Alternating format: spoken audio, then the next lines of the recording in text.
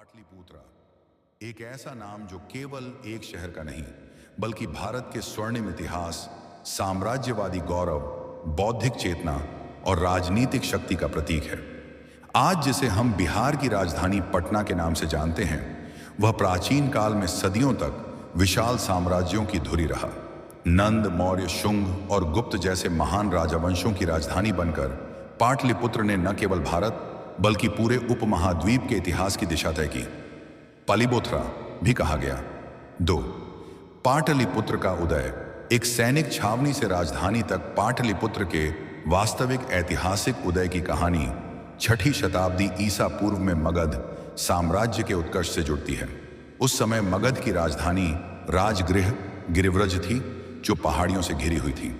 अजात शत्रु और पाटलिग्राम का सुदृढ़ीकरण महात्मा बुद्ध के समकालीन हर्यक वंश के प्रतापी राजा अजातशत्रु 492 से 460 ईसा पूर्व को वैशाली के वज्जी संघ लिच्छवियों से निरंतर युद्ध लड़ना पड़ता था।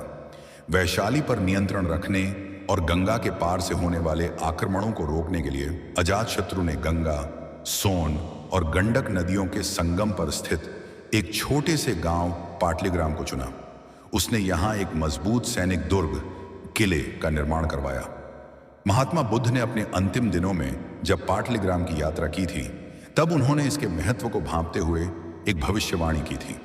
यह नगर भविष्य में एक महान महानगर बनेगा, लेकिन इसे 3 चीजों से हमेशा खतरा रहेगा: अग्नि, जल और आंतरिक कलह।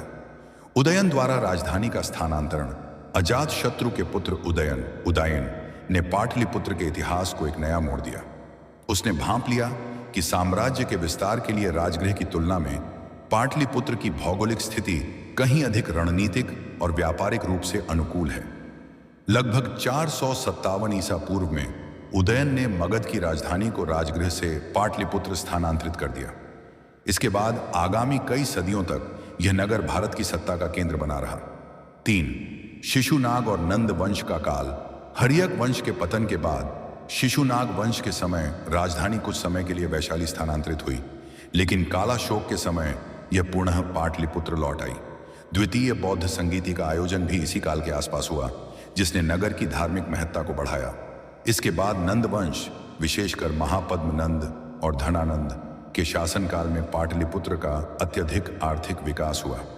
नंद राजाओं ने अपार संपत्ति और एक विशाल सेना का निर्माण किया, जिसका केंद्र पाटलिपुत्र ही था। व्यापारिक मार्गों के केंद्र में होने के कारण यह नगर उत्तर भारत का सबसे बड़ा व्यापारिक केंद्र बन चुका था। इसी समृद्धि और धनानंद के अहंकार को चुनौती देने के लिए आचार्य चाणक्य ने पाटलिपुत्र की धरती पर कदम रखा था। 4. मौर्य साम्राज्य। पाटलिपुत्र का स्वर्णिम युग।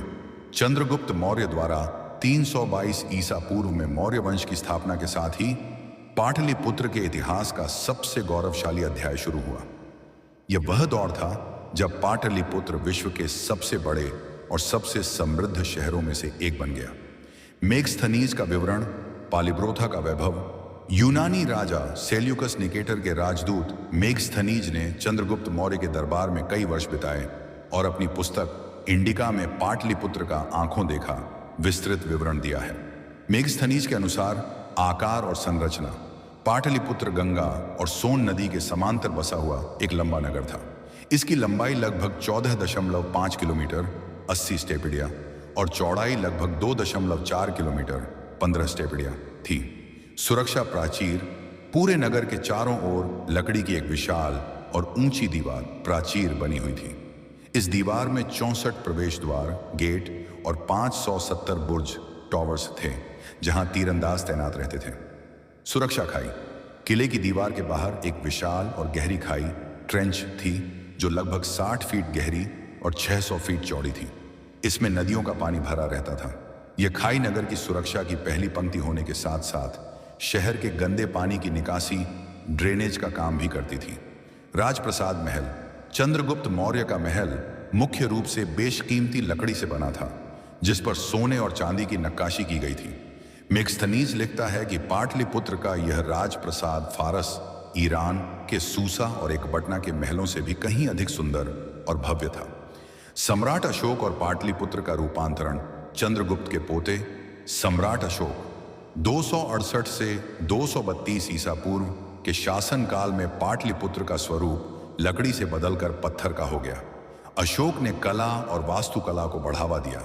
उसने नगर में कई भव्य पत्थरों के स्तंभ, अशोका पिलर्स, स्तूप और विहार बनवाए। पाटलिपुत्र में ही सम्राट अशोक के संरक्षण में तृतीय बौद्ध संगीति, थर्ड बुद्धिस्ट काउंसिल का आयोजन लगभग 250 ईसा पूर्व किया गया, जिसकी अध्यक्षता मोगलिपुत्र तिस्स ने की थी। इसी संगीति के बाद बौद्ध धर्म का प्रसार श्रीलंका, म्यांमार और मध्य एशिया में हुआ। अशोक ने जनता के कल्याण के लिए चिकित्सालय, धर्मशालाएं और सड़कें बनवाईं, जिससे पाटलिपुत्र एक कल्याणकारी राज्य की आदर्श राजधानी बना। 5. शुंग, कण्व और कुषाण काल, संक्रमण का दौर। मौर्य साम्राज्य के पतन 185 ईसा पूर्व के बाद पुष्यमित्र शुंग ने शुंग वंश की स्थापना की। पुष्यमित्र शुंग के समय भी पाटलिपुत्र राजधानी बनी रही, लेकिन इस काल में उत्तर पश्चिम से यवन यूनानी आक्रमण होने लगे।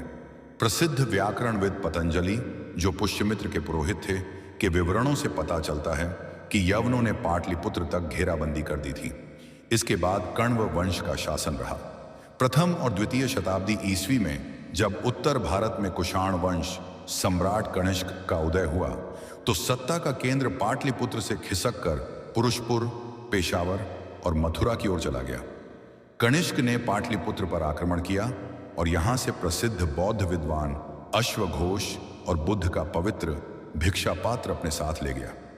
इस दौर में पाटलिपुत्र का राजनीतिक महत्व थोड़ा कम हुआ, लेकिन इसका सांस्कृतिक व व्यापारिक महत्व बना रहा। 6. गुप्त साम्राज्य, पुनरुत्थान और सांस्कृतिक पराकाष्ठा। चौथी शताब्दी ईस्वी में गुप्त राजवंश के उदय के साथ पाटलिपुत्र का गौरव एक बार फिर लौट आया। चंद्रगुप्त प्रथम, समुद्रगुप्त और चंद्रगुप्त द्वितीय विक्रमादित्य के काल में पाटलिपुत्र पुनः एक विशाल साम्राज्य की राजधानी बना, जो पूर्व में बंगाल से लेकर पश्चिम में अरब सागर तक फैला था। चीनी यात्री फाहियान फैक्सियन का विवरण।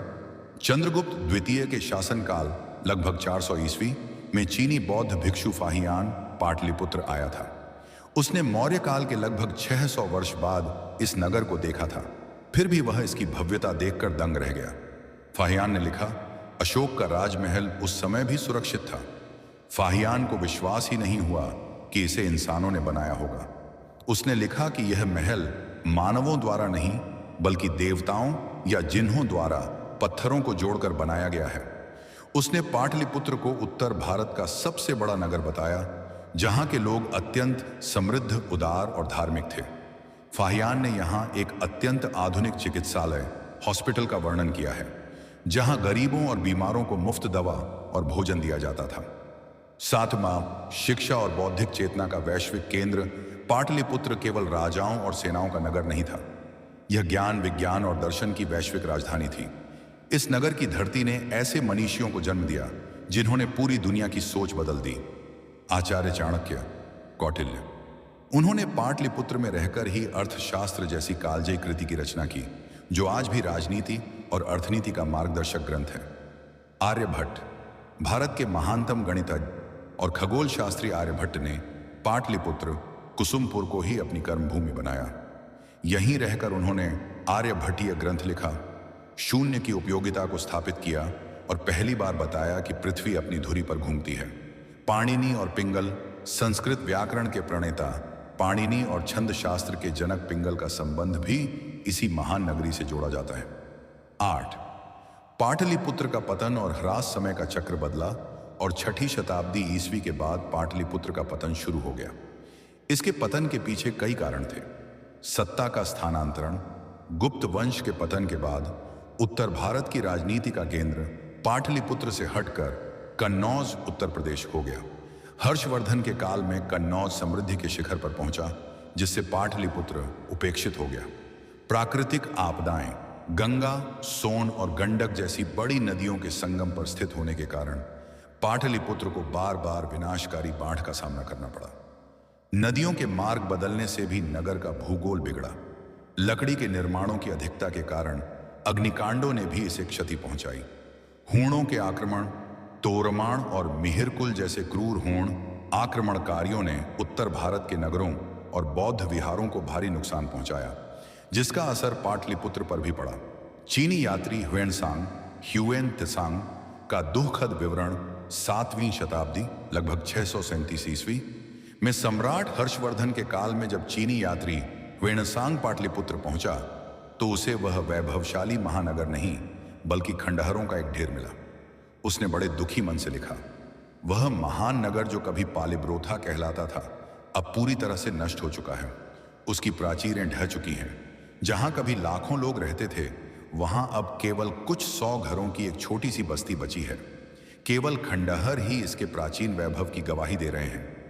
पाल वंश 8वीं से 12वीं शताब्दी के दौरान बिहार शरीफ, नालंदा और विक्रमशिला को अधिक महत्व मिला। हालांकि पाल शासकों ने पाटलिपुत्र को एक नौसैनिक शिविर जसकंधावार के रूप में इस्तेमाल किया, लेकिन वह पुरानी रौनक वापस नहीं आ सकी। 9 मध्यकाल शेरशाह सूर्य द्वारा पटना के रूप में पुनर्जन्म खंडहरों में तब्दील हो चुके पाटलिपुत्र को इतिहास के पन्नों से निकालकर पुनर्जीवित करने का श्रेय अफगान शासक शेरशाह सूर्य को जाता है। तारीख दाऊदी के अनुसार 1541 ईस्वी में जब शेरशाह सूर्य गंगा किनारे खड़ा था तो उसने इस स्थान के रणनीतिक महत्व को पुनः पहचाना। उसने कहा, यदि यहाँ एक किला बनवाया जाए तो यह देश के महानतम नगरों में से एक बन जाएगा। शेरशाह ने लगभग 5 लाख रुपए खर्च करके यहाँ एक मजबूत किले का निर्माण करवाया और इस तरह प्राचीन पाटलिपुत्र का पटना के रूप में पुनर्जन्म हुआ। बाद में मुगल काल में शहजादा अजीम उस शान ने इसका नाम अजीमाबाद भी रखा था, लेकिन पटना नाम ही जनमानस में स्थायी रहा। 10 पाटलिपुत्र के पुरातात्विक साक्ष्य, खोया हुआ वैभव, सदियों तक जमीन के नीचे दफन रहने के बाद 19वीं और 20वीं शताब्दी में पुरातत्वविदों ने पाटलिपुत्र के गौरव को वापस धरती पर लाया। एले वाडेल और डी.बी. स्पूनर का उत्खनन। ब्रिटिश काल में पटना के कुम्हरार, बुलंदबाग और अगम कुआं जैसे क्षेत्रों में खुदाई की गई। 80 स्तंभों वाला मौर्यकालीन हॉल। कुम्हरार की खुदाई में मौर्य काल की एक विशाल राजसभा असेंबली हॉल के अवशेष मिले, जिसमें पत्थरों के 80 भव्य खंभे थे। यह वही महल था जिसकी तारीफ मेगस्थनीज और फाहियान ने की थी। दीदारगंज की यक्षी। पटना के पास दीदारगंज से मिली मौर्यकालीन चामर धारिणी यक्षी की मूर्ति प्राचीन भारतीय मूर्तिकला का सर्वोत्कृष्ट उदाहरण है, जो वर्तमान में पटना संग्रहालय की शोभा है। पाटलिपुत्र के इतिहास का कालक्रम एट अ ग्लांस।